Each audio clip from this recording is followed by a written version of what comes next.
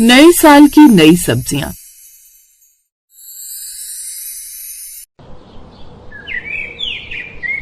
नहीं चलेगी, नहीं चलेगी, तुम्हारी दादागिरी नहीं चलेगी, नहीं चलेगी, नहीं चलेगी। शिवन्या, तुम्हारी दादागिरी नहीं चलेगी। नहीं खाएंगे, नहीं खाएंगे, पुरानी सब्जियां नहीं खाएंगे।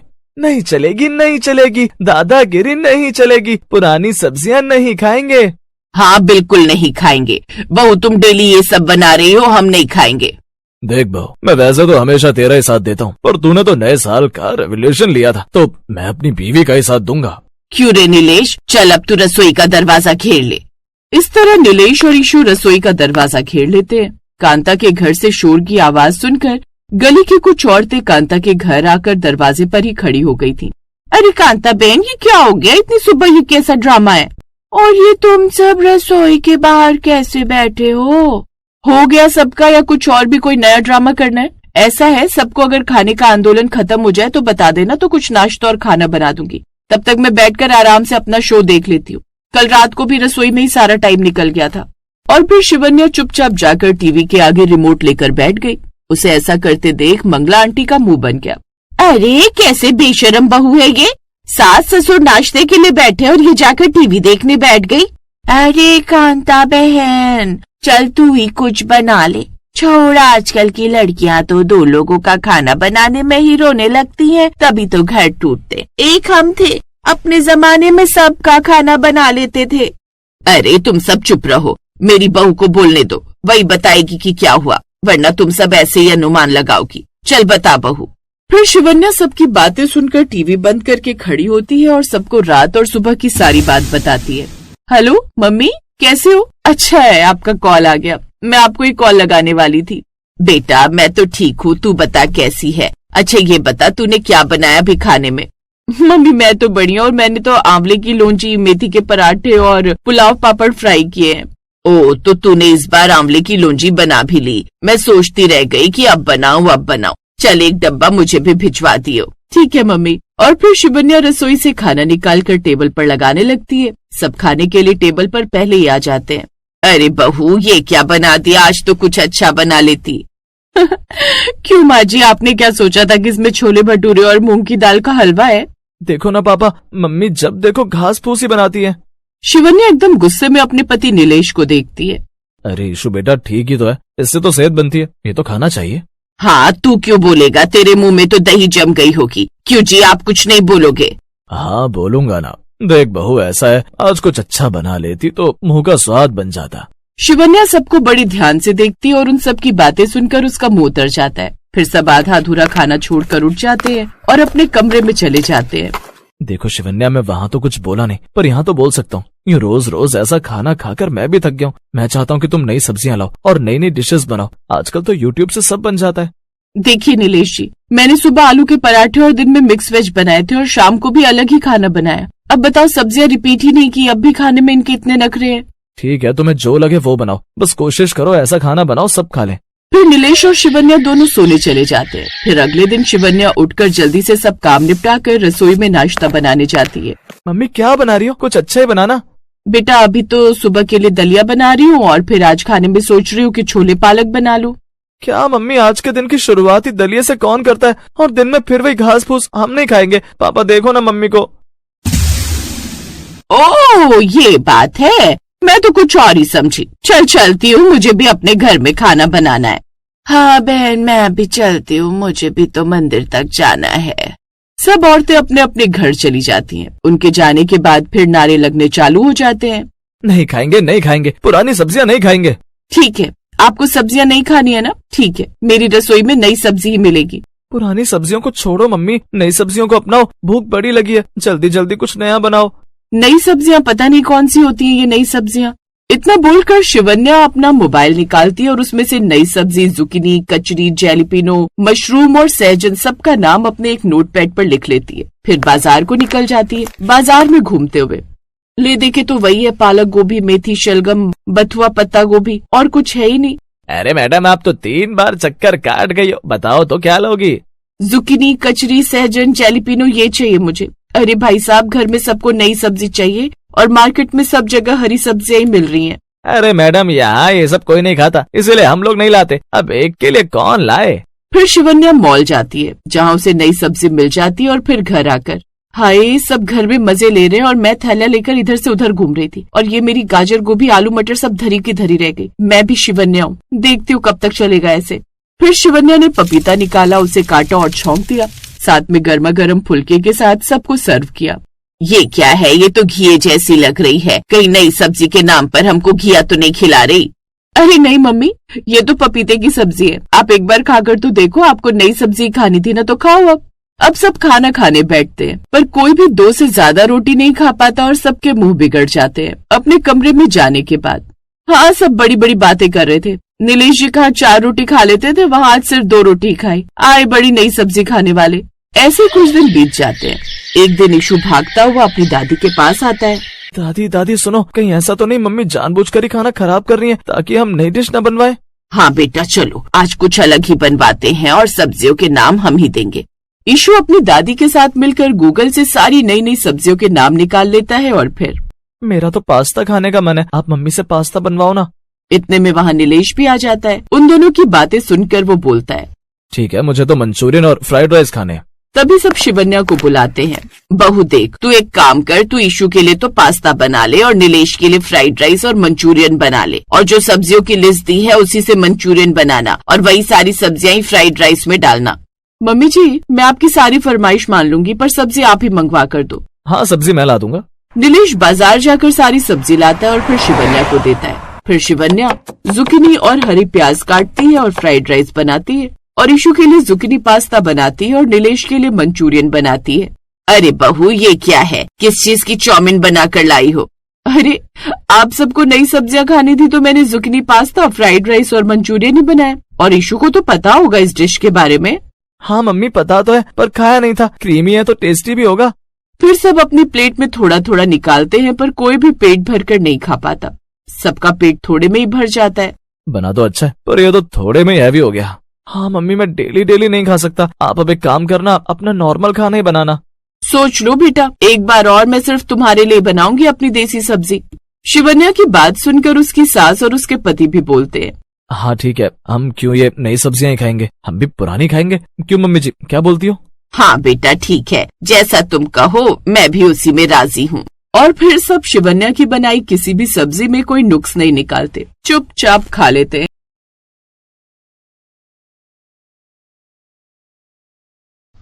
खूबसूरत पहाड़ियों के बीच बसा गांव सोनपुर के गरीब किसान हरिराम के घर में दिन पर दिन गरीबी बढ़ती जा रही थी। वो जितनी बार भी खेती करता, वो खेती खराब हो ही जाती, जिससे धीरे धीरे उनके घर में खाने के लिए कुछ भी सब्जी नहीं थी। एक रोज जब हरिराम अपने खेत की ओर गया और जब वो अपनी कुदाल से खुदाई कर रहा था, तभी उसे खुदाई करते हुए लगा कि कुछ तो है। कहीं यहाँ कोई ऐसा खजाना तो नहीं? उसने फिर से उस जगह पर खुदाई की तो उसके हाथ एक बड़ा लाल टमाटर लगा, जो कि काफी चमकदार था। अरे ये क्या, ये टमाटर? लो, खोदा पहाड़ निकला चूहा। अब वो निराश होकर उस टमाटर को लेकर घर आ गया। उस रोज घर में सब्जी बनाने के लिए कुछ भी नहीं था। खेत में सूखा पड़ा था और पैसे तो कब के खत्म हो चुके थे। उसकी पत्नी रत्ना बार बार चिंता से पूछती, सुनिए जी, आज बच्चों को क्या खिलाएंगे? घर में तो कोई सब्जी नहीं है।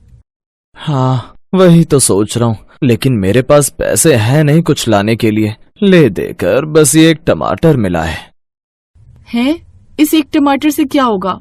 4 लोगों का पेट कैसे भरेगा? उसी समय बाहर से खेल कर आ रहे उनके बेटे रोहन ने कहा, माँ भूख लगी है, कुछ बना दो, और हाँ सूखी रोटी मत देना, कुछ सब्जी भी बना देना। अब रत्ना ने उस टमाटर को उठाया और उदासी से कहा, हे भगवान, ये एक टमाटर ही हमारा सहारा है।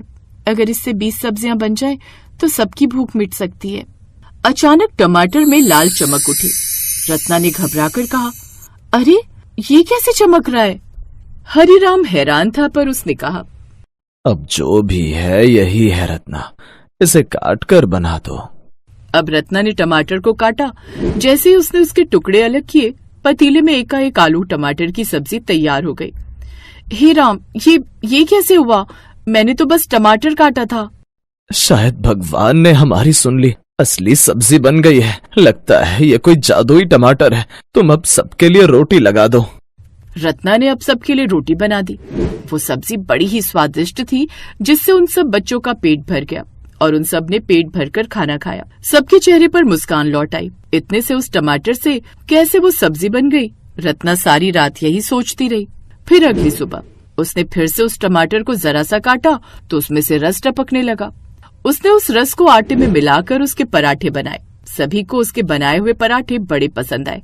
ऐसे ही दिन के समय उसने फिर से उस टमाटर का जरा सा टुकड़ा काटा और अब बनकर तैयार हो गई उसकी चटनी। लगता है अब हमारे सारे दुख दर्द दूर हो जाएंगे। माँ, ये तो जादू है, जादू। हाँ बेटा, ये तो सचमुच जादू है, जादू। फिर अगले दिन कुछ मेहमान उनके घर आए। रत्ना, कमला बहन बहनोई के साथ यहाँ आने वाली है और अगले 2 दिन तक यहीं रुकेंगी। आप फिक्र मत कीजिए जी, घर में जो टमाटर है उसी से कुछ बना देंगे। अगले दिन ननद और नंदोई उनके घर आए। इधर रत्ना चूल्हे पर पतीले में पानी चढ़ाती है। हे राम, घर में चाय के लिए दूध तो है ही नहीं।